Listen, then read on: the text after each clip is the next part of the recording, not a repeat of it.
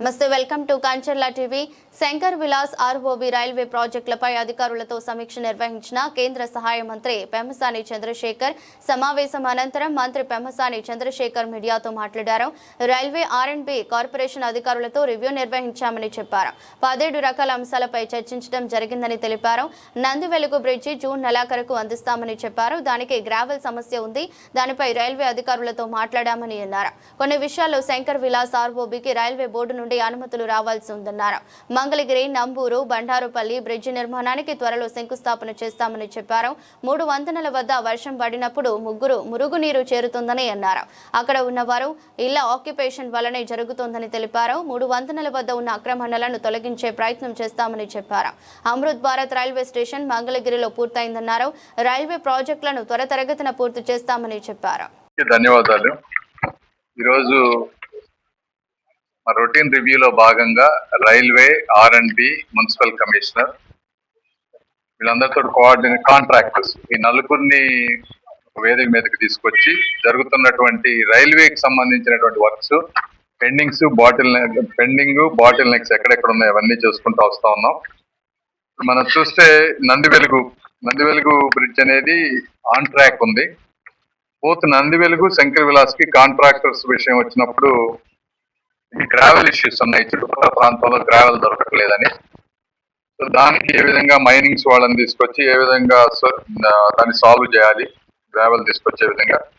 అదేవిధంగా నందివెలుగు బ్రిడ్జ్ వచ్చేటప్పటికి June ending కి హ్యాండ్ ఓవర్ చేస్తా ఉన్నారు. దాదాపుగా 9 ఇన్కంప్లీట్ ఏవైతే ఉన్నాయో 9 అయిపోయినాయి, ఇంకా ఒక 7 ఉన్నాయి.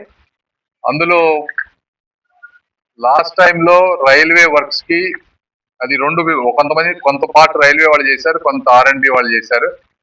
కొంచెం అలైన్మెంట్ మిస్ అయింది అప్పుడు.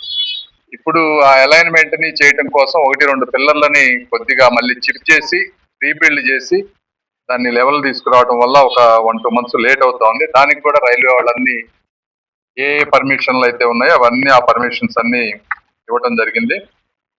అదేవిధంగా శంకర్ విలాస్ బ్రిడ్జ్ లో ఉన్నటువంటి ఇంకా ఇప్పుడు ఒక రైల్వే దానికి పక్కన వేసేటువంటి పిల్లర్స్, ఆ పైన వచ్చేటువంటి ఈ గడ్డర్లు, ఈ ఫ్యాబ్రికేషన్, వీటన్నిటిలో కూడా మళ్ళీ రైల్వే వాళ్ళ పర్మిషన్లు కావాలి, సేఫ్టీ ఇష్యూకి సంబంధించినవి కాబట్టి అవన్నిటిని కూడా ఈ మంత్ 15th కల్లా క్లియర్ చేసే విధంగా రైల్వే వాళ్ళతో మాట్లాడి చేశాం. అదేవిధంగా ఇప్పుడు నల్లపాడు, బండారుపల్లి LC నంబర్ 6 ఇది టెండర్స్ అన్ని ఫైనల్ అయిపోయి LOA కూడా ఇచ్చేశారు. ఇది ఇమీడియట్ గా శంకుస్థాపన చేసుకోవచ్చు మనం, ఇదొకటి. అదేవిధంగా మంగళగిరిలో ఉన్నటువంటి నంబూరు మంగళగిరి స్టేషన్, అది ఇంకొక 2-3 వీక్స్ లో అది కూడా అయిపోతుంది అన్నారు. టెండర్స్ ఫైనలైజేషన్ స్టేజ్కి వచ్చింది.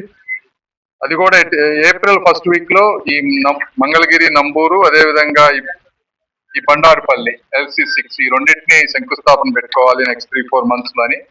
ఈ కార్యక్రమానికి రైల్వే సహాయ మంత్రి సోమన్న గారిని పిలవాలనుకుంటా ఉన్నాం. సో అవి 2 మొదలైపోతాయి. అవి 2 మొదలైతే మొత్తం టోటల్ 4 బ్రిడ్జెస్ వర్క్ ఇనిషియేట్ అవుతున్నట్టు. తర్వాత ఇంకా 2 మెయిన్ బ్రిడ్జెస్, ఒకటి inner ring road, inner ring రోడ్డుది యాక్చువల్ గా ఎప్పుడో స్టార్ట్ అవ్వాల్సింది. అయితే అది బాగా కరువు తిరిగి ఉండటం వల్ల ఒరిజినల్ గా వీళ్ళు ఇచ్చినటువంటి డిజైన్స్ ని south central chief bridges engineer వాళ్ళు అప్రూవ్ చేయలేదు. ఎందుకంటే అలా చేస్తే టెక్నికల్ గా కాస్ట్ ఎక్కువ అవుతుంది, ప్రాబ్లమ్స్ అవుతాయని స్ట్రైట్ గా తీసుకున్నారు. సో అది మొత్తం రీవర్క్ చేయటంతో లేట్ అయింది. ఇది ఏప్రిల్ 1st కానీ టెండర్స్కి వెళ్ళేటువంటి పరిస్థితి లేదు. రెండోది శ్యామలా నగర్, ఇది కూడా ఇంపార్టెంట్ బ్రిడ్జ్. దీనికి కూడా GAD అప్రూవల్ అయిపోయింది. ఇప్పుడు ల్యాండ్స్ అవన్నీ మార్కింగ్ చేసి మున్సిపల్ కమిషనర్ కానీ మేయర్ గారు వీళ్ళంతా ల్యాండ్ మార్కింగ్ చేసి ల్యాండ్ ఎక్విజిషన్ అనేది దానికి స్టార్ట్ చేసి మనం ఇస్తే నెక్స్ట్ దానికి టెండర్స్కి వెళ్తారు. సో అవి 2 కొంచెం టైం పడతాయి. ఇవన్నీ కాకుండా మాకు చిన్న చిన్న ఇష్యూస్ చాలా ఉన్నాయి. ఇప్పుడు సపోజ్ నెహ్రూ, ఇది మన 3 వంతెనల దగ్గర ఎప్పుడు కూడా వాటర్ క్లాగ్ అవుతా ఉంది. మీరు వర్షాలు పడ్డప్పుడు అవి ఎందుకు క్లాగ్ అవుతా ఉందంటే ఆ డ్రైనేజ్ మెకానిజం లేక. ఆ డ్రైనేజ్ ను వేయాలంటే అక్కడ దాదాపుగా 90 మంది ఆక్యుపెంట్స్ ఉన్నారు. వీళ్ళని ఖాళీ చేపిస్తే గానీ రైల్వే వర్క్స్ తోటి డ్రైనేజ్ వర్క్ చేయలేము.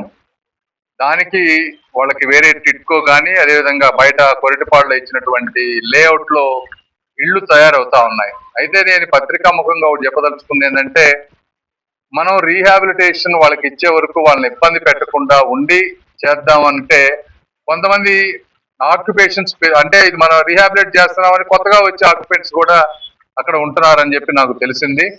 ఇది కరెక్ట్ విధానం కాదు. ఉన్న వాళ్ళని ఇబ్బంది పెట్టకుండా రైల్వే వర్క్ చేయాలి అని మేము ఆలోచిస్తా ఉంటే, రీహాబిలిటేట్ చేస్తారని చెప్పి మళ్ళీ కొంతమంది ఎక్స్ట్రా వచ్చేసి అక్కడ చేస్తే ఇదేమవుద్దంటే దీన్ని అది ప్రాబ్లం మేము ఎప్పటికీ 3 వంతులను సాల్వ్ చేయలేము. అందరికీ కూడా పాత్రికేయులందరికీ మీకు కూడా చెప్తా ఉన్న పత్రికా ముఖంగా, మీరు ఆ విధంగా ఎక్కువ ఆక్యుపెంట్స్ చేస్తే ఎట్టి పరిస్థితుల్లో అవి తీసేయాల్సి వస్తుంది. బలవంతంగా అయినా తీసేసి ఆ వర్క్ చేపిస్తాం. కాబట్టి మీరు ఇంతకు ముందు ఎవరైతే ఆక్యుపెంట్స్ ఉన్నారో వాళ్ళందరినీ ఏదో విధంగా చేసి రీహాబిలిటేట్ చేయాలనేది గవర్నమెంట్ ఉద్దేశం.